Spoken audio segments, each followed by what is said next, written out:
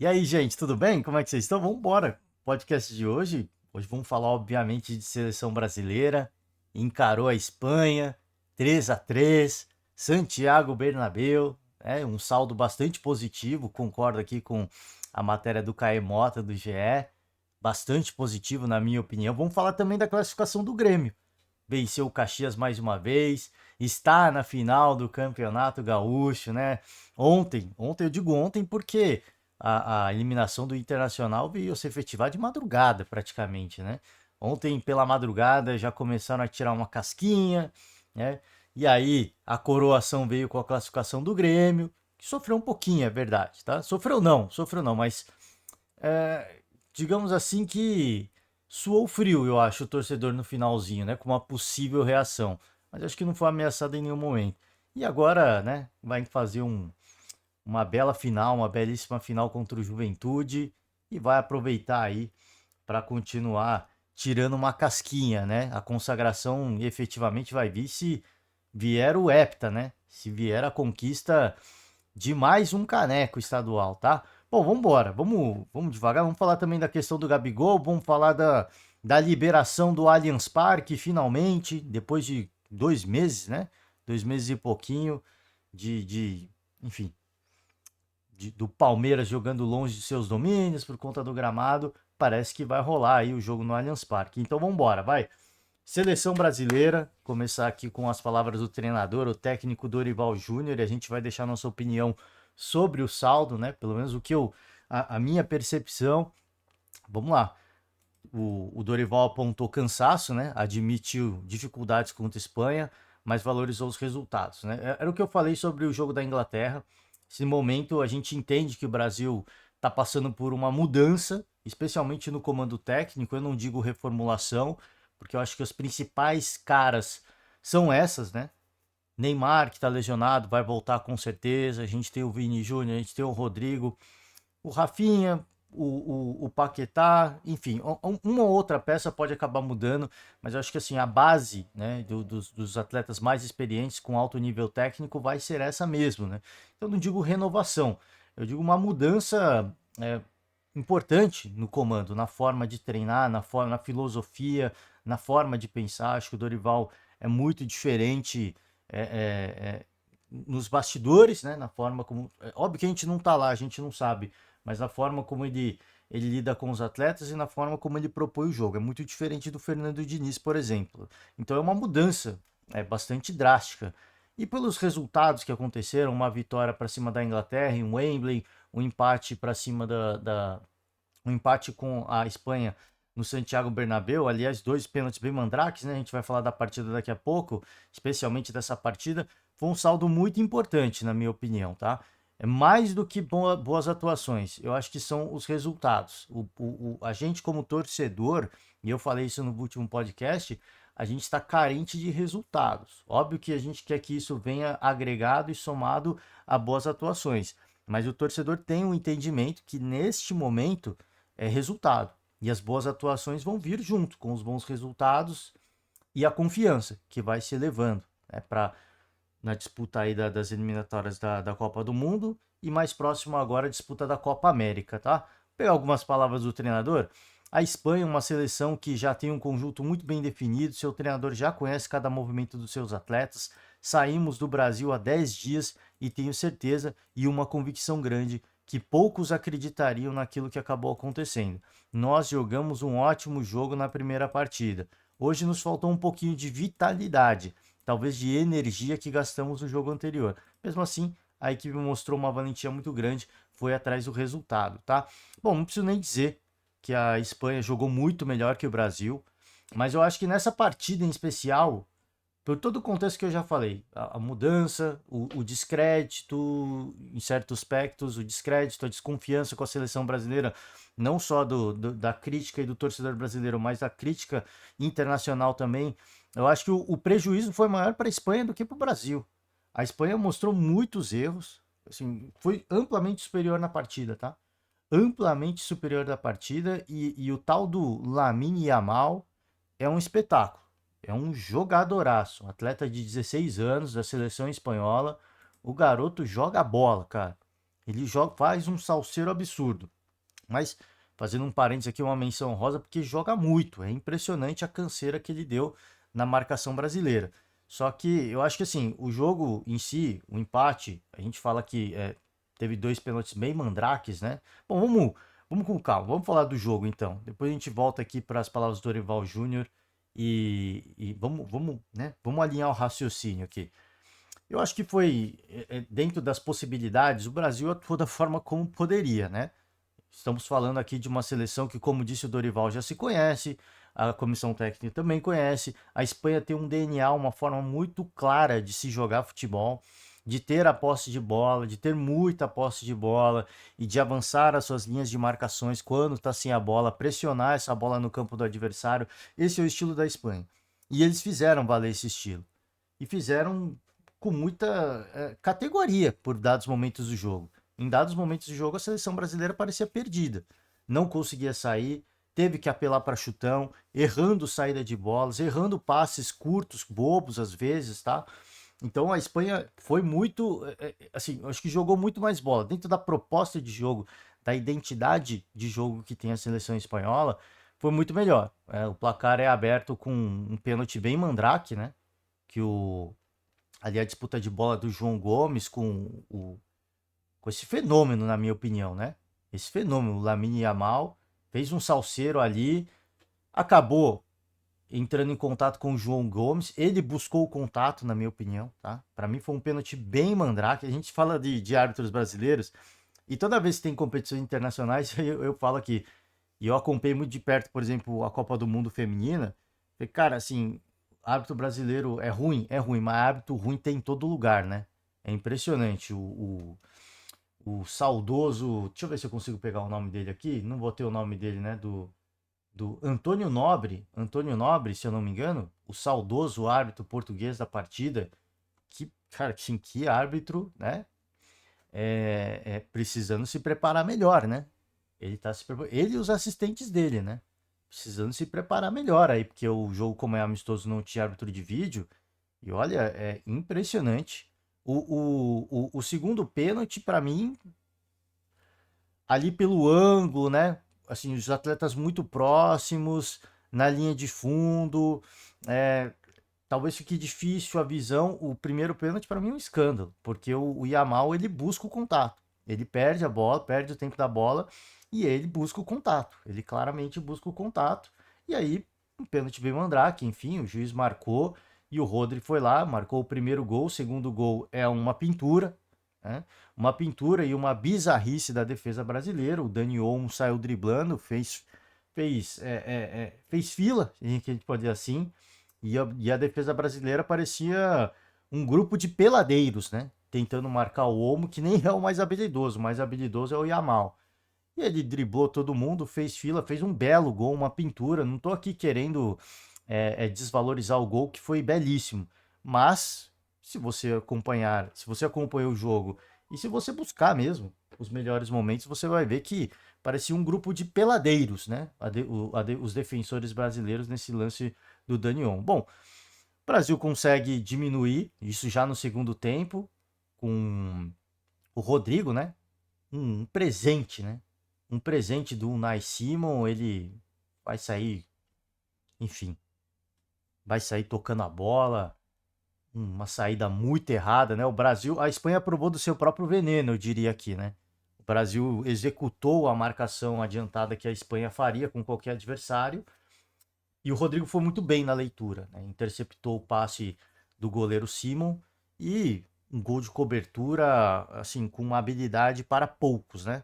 Porque a capacidade de simplificar. Ele intercepta a bola dá uma rifada, ela foge um pouco, ele tem pouquíssimo tempo para ajeitar e ele dá um belíssimo, assim, à perfeição, ele faz um gol de cobertura no goleiro espanhol, né? Então, assim, uma habilidade raríssima, né? Um jogador muito habilidoso, a gente não precisa nem aqui colocar em pauta as credenciais do Rodrigo, né? É impressionante como joga a bola, como é talentoso o garoto. Como é técnico, né? O Rodrigo, como ele evoluiu. O empate veio com o Endrick, né? O Endrick entrou e em questão de 4 minutos fez o gol, cobrança de escanteio, a bola sobrou para ele E se eu elogiei o Rodrigo, não dá pra não. Perdão, deixa eu pôr pra carregar aqui. E se a gente elogiou o Rodrigo, não dá pra deixar de elogiar o Endrick, né? Ele nasceu pra isso. É impressionante a categoria, como ele bate de primeira, né? A bola caindo, uma bola muito difícil. Pra quem é peladeiro sabe como é. Os profissionais também sabem que a gente viu tantos profissionais que tentam bater de primeira e a bola sai rifada, vai pra fora do estádio. Que qualidade que esse garoto tem, né? Uma partida de seleção brasileira, estádio Santiago Bernabéu, futura casa dele, e ele pega essa bola a maestria. O Brasil chega ao empate, Espanha abre mais uma vez, né, com mais um pênalti mandrake, né? O Carvajal caiu ali num contato com o Beraldo, para mim também. Sim, é o que eu falo, para mim esse segundo pênalti é um pouquinho mais difícil pelo posicionamento, pela forma como os atletas estavam, um muito perto do outro e a posição dos árbitros, né? Porque não tem como você olhar claríssimo, né? Pela posição dos próprios atletas, a bola muito próxima dos dois, mas bem mandrake, né? Bem mandrake. Isso aí é trabalho para o Bandeirinha e muito provavelmente, ao que indica ele sinalizou para o árbitro que foi um pênalti, né? Então os auxiliares também precisando se preparar um pouquinho melhor, né? Porque futebol, afinal de contas, é um esporte de contato. E aí o Rodri vai lá mais uma vez, faz mais um gol, 3-2. E o Carvajal, eu acho que ele ficou constrangido, né? Com o pênalti que foi marcado. Acho que ele ficou um pouquinho constrangido. Assim, poxa, ele comemorou o gol, o pênalti, obviamente, mas depois eu acho que pesou na consciência, né? Ele ficou constrangido com a marcação do árbitro e ele, numa disputa de bola com o Galeno, ele cai no chão e simplesmente agarra a perna do Galeno. Ele agarra, né? De forma descarada. O Galeno cai, o árbitro marca. Paquetá vai com uma categoria absurda, né? Com uma categoria absurda.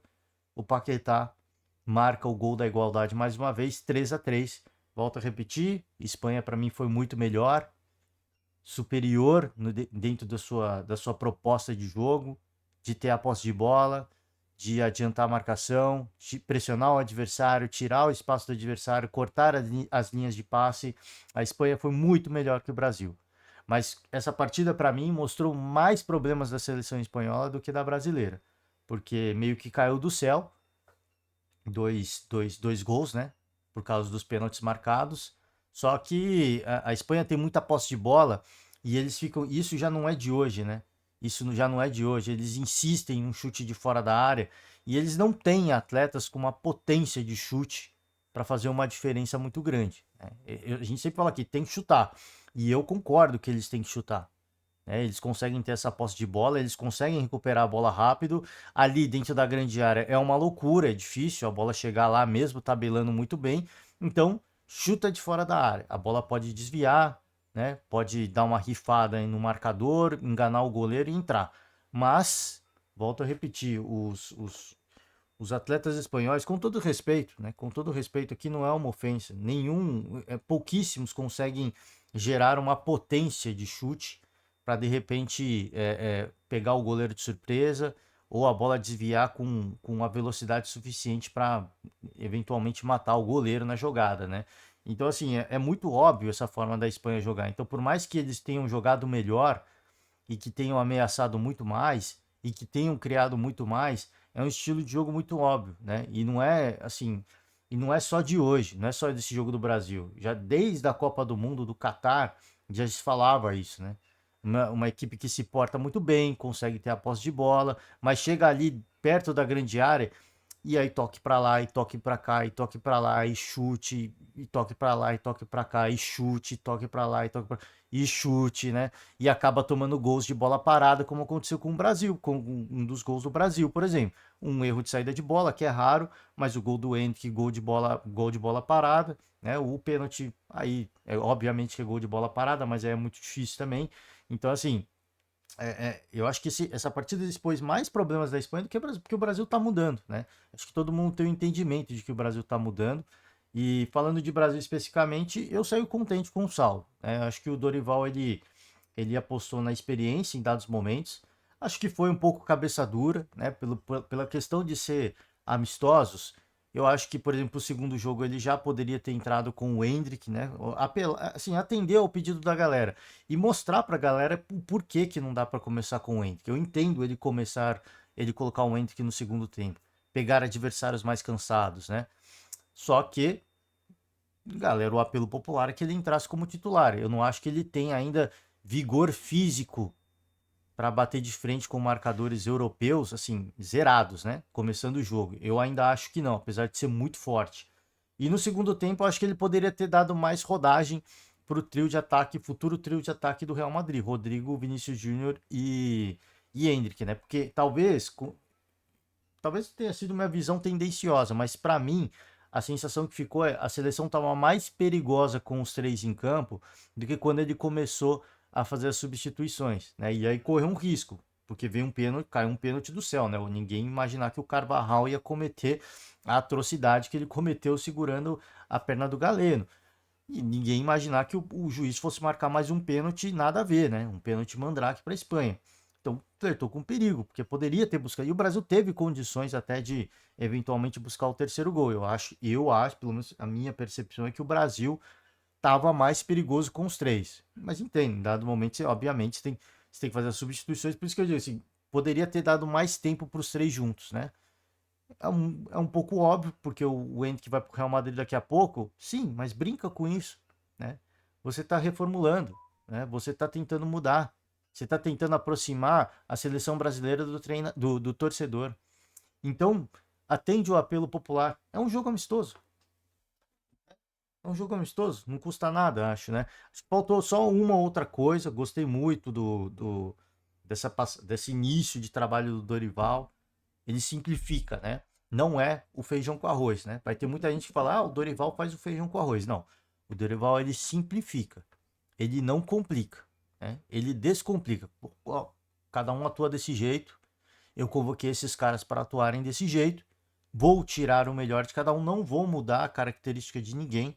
Vai lá e brinca de ser feliz, né? Obviamente com responsabilidade. Então acho que o início de trabalho para mim bastante promissor. Eu fiquei bastante animado porque mais do que boas atuações, a gente como torcedor precisava de resultados e foi isso que a seleção do Dorival entregou. Uma vitória contra a Inglaterra em Wembley, foi 1-0, podia ser 2 se o Endrick faz o segundo gol, e um empate em 3-3 com a Espanha, sendo que 2 gols espanhóis foram bem mandrakes, né? Vambora, vamos. Questão do Bento, né? Jogou de titular, fez defesas importantes. Aqui a gente faz a crítica à seleção espanhola, que acaba dando chute fora da área, e a maioria deles bastante inefetivo, mas que o artigo pela Nadia Mawad, mas ele tem que fazer pelo menos umas duas excelentes defesas, tá? E correspondeu. E correspondeu. Jogo com as mãos, jogo com os pés, visibilidade aumenta absurdamente e deve ser mais um dos goleiros do nosso futebol que deve ir pro futebol europeu, tá? Não tenho, assim, eu não tenho dúvidas disso. Para mim, o Bento, eu já falava isso ano passado, achava que o Everton ainda estava um pouquinho à frente. Esse ano, disparadamente, o Bento para mim é o melhor goleiro em atividade no Brasil, disparadamente, tá? O Everton pode recuperar esse posto, mas ele teve um início muito caótico ali no Palmeiras essa temporada, né? Muita falta de confiança. Então, deve ser, até por ser jovem também, né? 24 anos, passaporte italiano desde o ano passado, né? Deve ser um dos atletas aí na mira, um dos futuramente, né? Num futuro bem próximo, deve ser uns atletas a deixar o nosso futebol com uma belíssima proposta, tá? Uma belíssima proposta. Tem tudo, de repente, para sair como o goleiro mais caro da história do futebol brasileiro, que saiu do Brasil, tá? Bom, que o Lamine Yamal, né? Joia de 1 bilhão de euros. É impressionante o que joga esse garoto, tá? Eu vou deixar aqui mais uma vez uma menção honrosa a esse atleta. Muito talentoso, muito habilidoso. Muito, muito. Sim, mas de uma característica, a explosão, a visão de jogo, sabe? Sempre procurando espaços vazios, os dribles não são assim, os dribles, obviamente que o drible ele é aleatório, né? Por isso que acaba enganando o marcador. Mas assim, ele nunca faz o óbvio, né? Ele sempre dribla saindo da marcação, buscando espaço vazio, buscando a falta de repente quando tá sem espaço. É impressionante o salseiro que ele fez. Um futuro muito, mas muito, muito, muito promissor. Tá aqui, ó, a figura. É impressionante que joga esse atleta, tá? Fica aí o destaque, porque é uma grande promessa para essa seleção espanhola, que de repente fica um pouco na obviedade, apesar de jogar muito bem, fica um pouco na obviedade. Ele tem tudo para se tornar aí um gigante do futebol, tá? Meia do RB Leipzig. Bom, seleção brasileira é isso. Eu muito me alegro de ter, cara, de ter visto esse início de ciclo do Dorival, achei bastante interessante. Teve algumas mudanças importantes, sinalizou algumas reformulações, colocou o Endrick para jogar, não ficou de vaidade porque o garoto é jovem e o garoto correspondeu. Mostra que tem estrela. Então é isso, cara. É isso, um saldo muito positivo. Aguardamos aí Dorival Júnior nessa estreia da Copa América, que está bem próximo, na expectativa, né, de que venham talvez um título, não sei, é muito cedo para falar, mas a expectativa para que isso aconteça, né? Com mais tempo para pensar, para ver o futebol de todo mundo, né? Armar aí o melhor jeito de jogar com todo mundo junto, jogadores de confiança. E é isso, tá? Vamos pro. Isso aqui é a agenda do dia, né? Deveria ter começado com ela. Espanha 3, Brasil 3, eliminatórias da Euro, tá? Geórgia chegou aí na Euro, repescagem, primeira participação da Geórgia, tá? Na Euro. Polônia e Ucrânia, tá? Primeira participação da Ucrânia numa grande competição internacional após o início da guerra, tá? Contra a Rússia. Venceu a Islândia por 2-1. O jogo foi na Polônia, né? Que a Ucrânia não consegue jogar na Ucrânia, justamente por conta da guerra. Tá praticamente sem nação, né? A seleção ucraniana, porque não pode jogar em seus domínios e conseguiu uma classificação importante. Aqui outros resultados de amistosos de seleções. A Inglaterra empatando com a Bélgica. Aqui a Alemanha venceu mais uma, hein? Venceu a Holanda.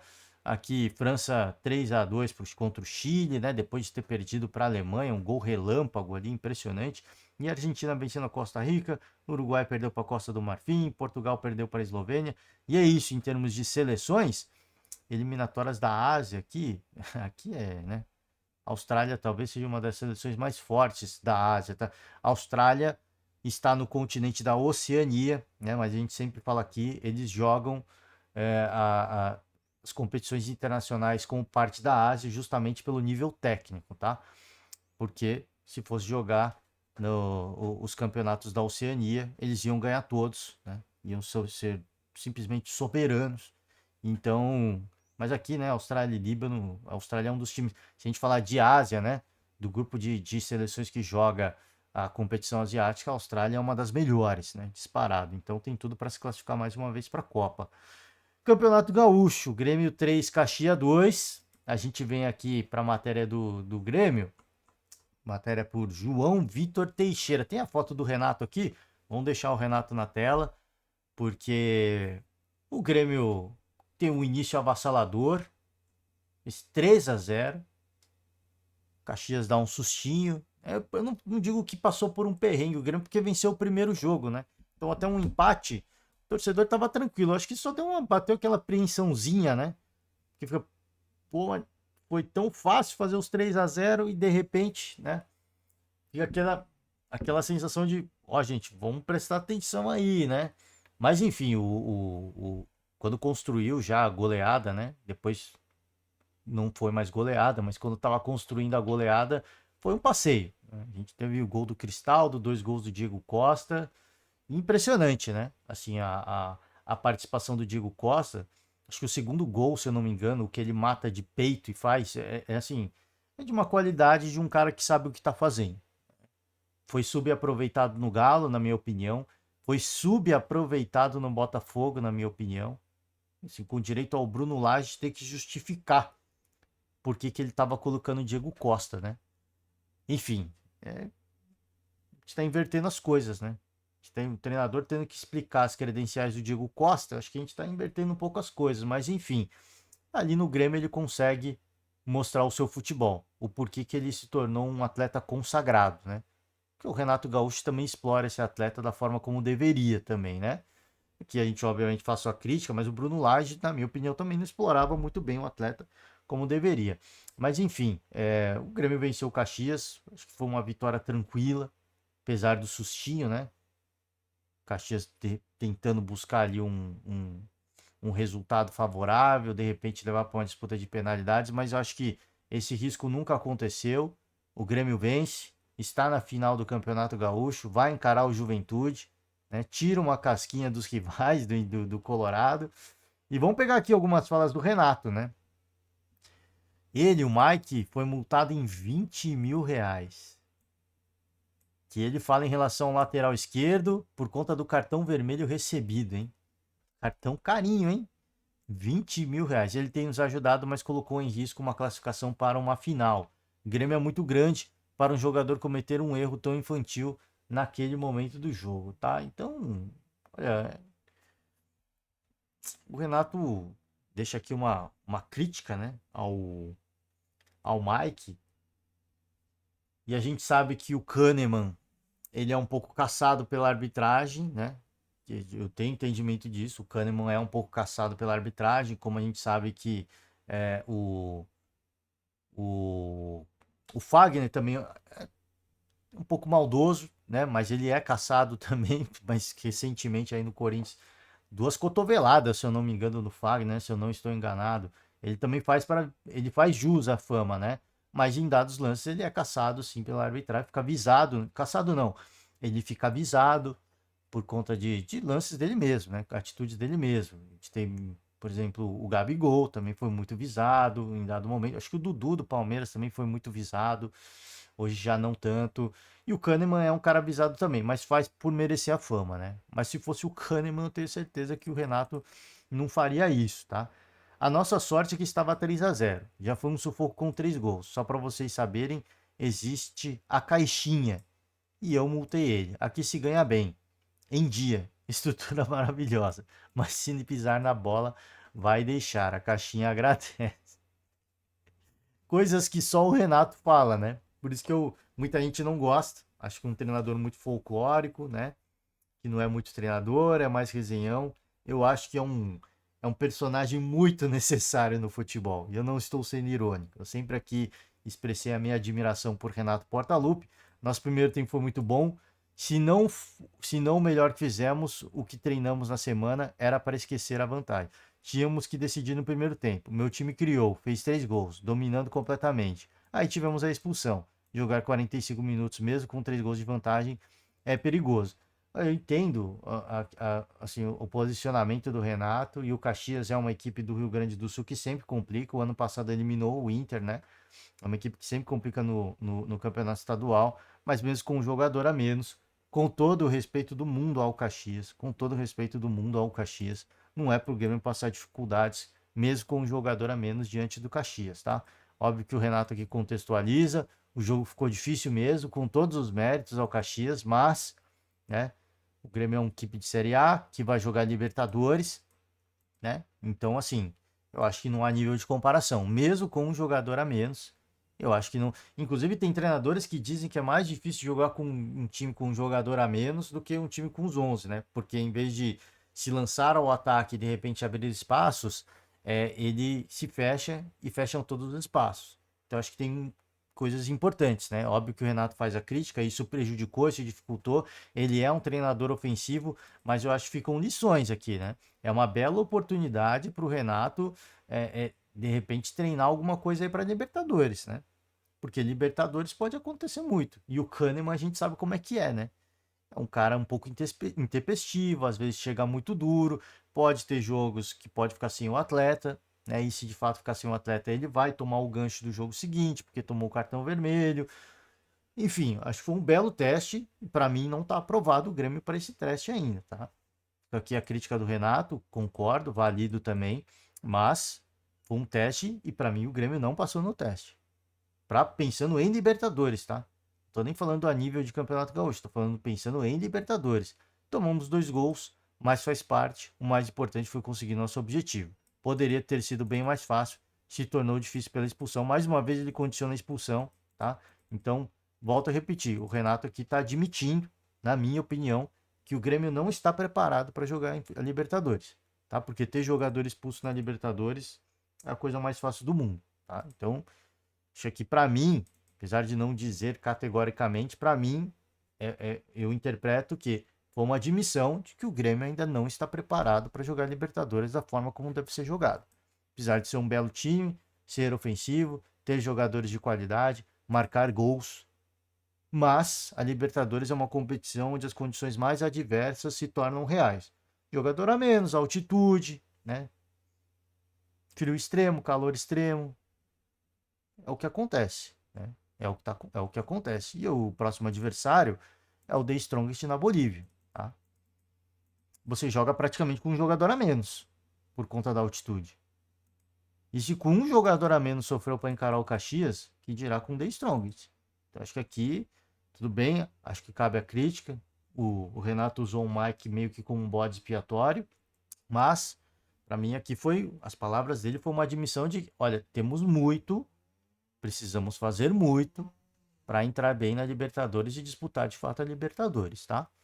É isso, vamos embora. Mas parabéns ao Grêmio, né? Parabéns ao Grêmio, que vai aproveitar. E se vier o título, cara, aí os colorados vão ter que aguentar, hein? Renata Fã, pelo amor de Deus, já tomou uma casquinha ontem. Imagina se vier o título do Grêmio, né? Impressionante. Vambora. Vambora. Aqui sobre o Gabigol, né? A questão do Gabigol, aqui a matéria do O Globo, por Diogo Dantas. Má conduta do Gabigol em instalações do Flamengo enfraquece a defesa e faz o clube ser solidário ao atacante, né? Enfraquece a defesa por conta das atitudes dele, né? Que é um pouco intempestivas. Ele, às vezes, quando fica meio pilhado, meio pé da vida, ele é meio... pelo que dizem, né? Eu não sei porque eu não convivo com o atleta. Ele às vezes é um pouco grosseiro mesmo, ele é um pouco ríspido, um pouco rude, mas quem não é também, né? Não estou aqui condenando a atitude do atleta, acho que pela experiência, pela liderança que ele tem, ele não deveria ser assim, tá? Mas quem sou eu para dizer o que ele deveria ou não deveria ser? Ontem eu fiz uma crítica, uma leve crítica o que o Caio Ribeiro trouxe, né? E aí, de repente, algumas pessoas vêm falar, pô, mas não foi o Caio, ele tá descrevendo o que aconteceu, mas ele trouxe a informação, né? Ele trouxe essa informação que muita gente depois disso passou a assumir como verdadeira. Por isso que eu coloquei no contexto assim, de que é o Caio que estava falando, tá, gente? Como eu falei, não é uma crítica ao Caio.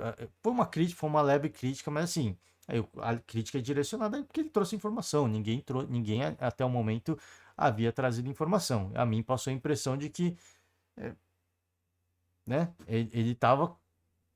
Gabigol era o centro, era o vilão. E aí ele jogou a responsabilidade para o médico do Flamengo, né? Para a gestão do Flamengo. Com essa. Não que ele falou, deu a opinião dele, com a informação que ele trouxe, tá? Por isso que eu fiz essa questão, levantei essa bola meio que colocando na conta dele, porque ele trouxe a informação, né?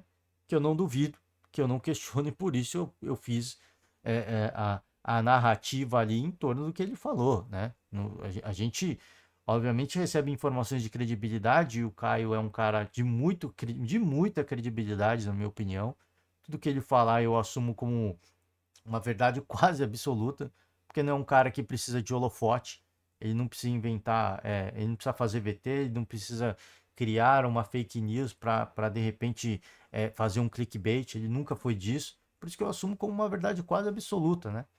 Então ali foi nada contra, assim, eu acho um cara super do bem, né? Traz informações pra caramba, ilustrativo nas suas explicações, enfim, é só isso, né? Só porque né, acabaram me questionando algumas coisas aí, é só nesse sentido, gente, né? De forma alguma é uma crítica pessoal, né? Longe de, muito, muito, muito longe disso, né? Enfim, vamos seguir aqui. Mais uma notícia do Gabigol, né? O contrato do Gabigol prevê ruptura por dano à imagem do clube, tá? É um atleta ser punido na questão de doping, né? Ser enquadrado em algum artigo ali da questão de doping, mancha a imagem do clube? Sim, né? Sim, mas é só dele a responsabilidade? Porque teve a participação dele, né? Pelo relato que a gente tem da versão do Caio e do que foi alegado pelo pessoal do antidoping que foi lá fazer a coleta da amostra, tem a carga de responsabilidade do Gabigol, né? Tem a carga de responsabilidade do Gabigol. Então, assim, é a imagem do clube, óbvio, Mas e a parte do clube que o cabe nesse episódio, né? É só isso que eu trago aqui. Não tô colocando o Gabigol como inocente de forma alguma. Ele não pode, né, e eu falei isso ontem, ele não pode, assim, em hipótese alguma, tentar adiar o exame, né? Por mais que ele já tenha começado as atividades. Pelo menos é o que eu acho, né? É o que eu acho. Se ele não deve nada a ninguém, vamos lá, vamos fazer. Já comecei, vamos fazer de novo. Infelizmente, é uma merda? É uma merda. O exame pode dar alterado? Pode dar alterado. Mas a partir do momento que o pessoal não dá para fazer depois, né? Não dá, assim, se já coloca em dúvida. Porque você praticamente está se negando. É igual o lei seca. Não sei se vocês sabem da lei seca. Se você se recusar a fazer o teste do bafômetro, você é enquadrado. Você é enquadrado. Né? Você é enquadrado da mesma forma como se você tivesse bebido.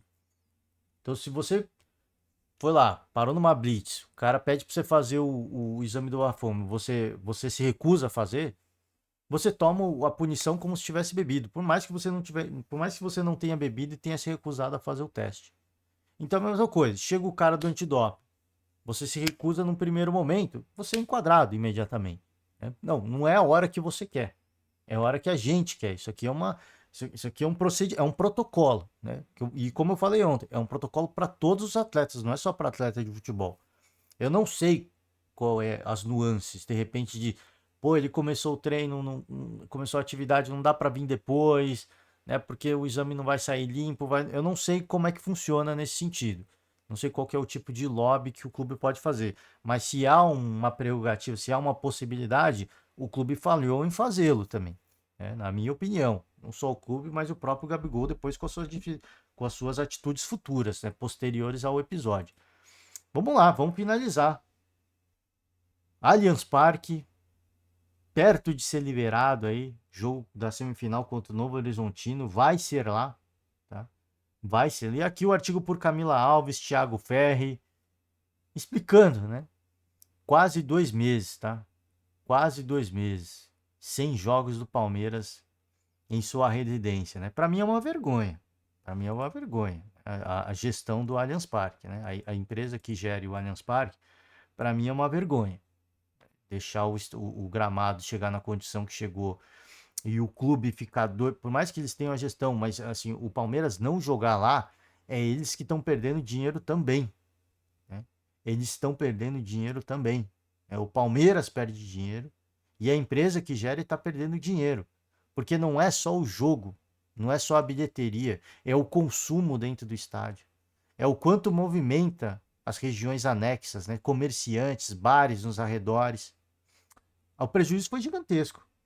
O prejuízo foi gigantesco. Para mim, uma vergonha, né? Uma vergonha na questão dessa gestão do gramado. Questão de gestão de agenda, de shows, perfeito, tá de parabéns.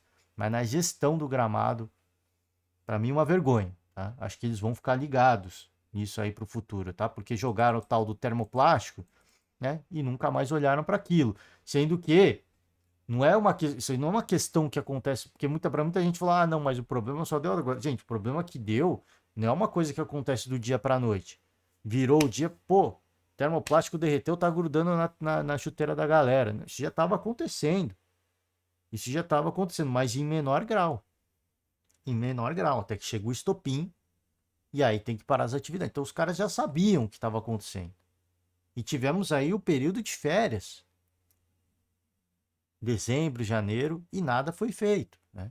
Aparentemente. Retiraram 52 toneladas de termoplástico e colocaram 22 toneladas de cortiça no gramado sintético. Tá aqui a foto com a cortiça, né? Cortiça que é utilizada no estádio Newton Santos, do Botafogo. Colocar esse novo foi fácil. É fácil, difícil foi tirar o outro, né? Um dos funcionários. Na questão da temperatura, vai ser um campo mais agradável e mais próximo da grama natural. A indústria vem buscando isso, se igualar.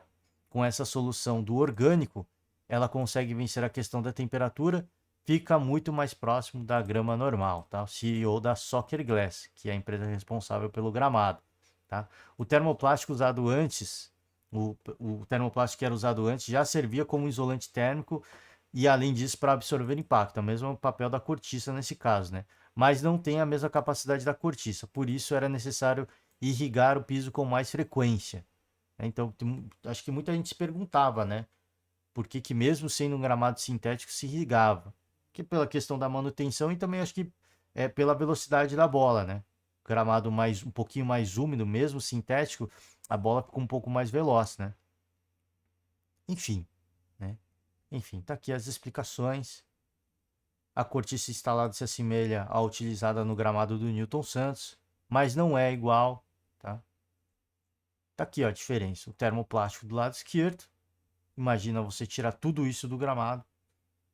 Com o aspirador apenas não dá, né? Não dava, porque já muita coisa já tinha virado uma maçaroca, então você tem que ir lá na mão, né? Imagino eu. E aqui a cortiça, né? Vamos lá. Fica aqui o convite para você acompanhar todas as mais especificações, né? Mais especificações sobre o gramado, tá? Por que que fica mais próximo da grama natural? Por que que deu problema na grama anterior? Fato é que Allianz Parque tá chegando, tá? E pro Palmeiras e pro torcedor palmeirense é muito bom. Que eu sempre falei da questão da logística, né? O Allianz Parque é na capital paulista, na zona oeste, e o Palmeiras está jogando em Barueri. Ah, tem um metrô do lado, né? Tem um metrô perto. Do lado não, perto. Em Barueri não tem. A logística é dificultada, a capacidade é menor. É outro município, não é um município de São Paulo, tá? É uma cidade satélite de São Paulo. Então é isso, tá, gente? Tá chegando perto. Agenda do dia, vamos finalizar, né? Porque já me delonguei demais, 40 minutos.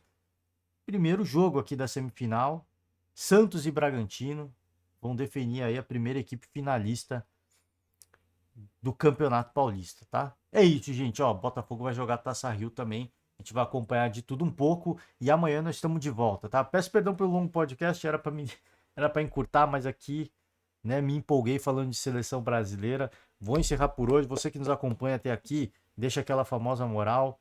Ótima quarta-feira para todo mundo. Um forte abraço. E amanhã nós estamos de volta, hein? Tchau.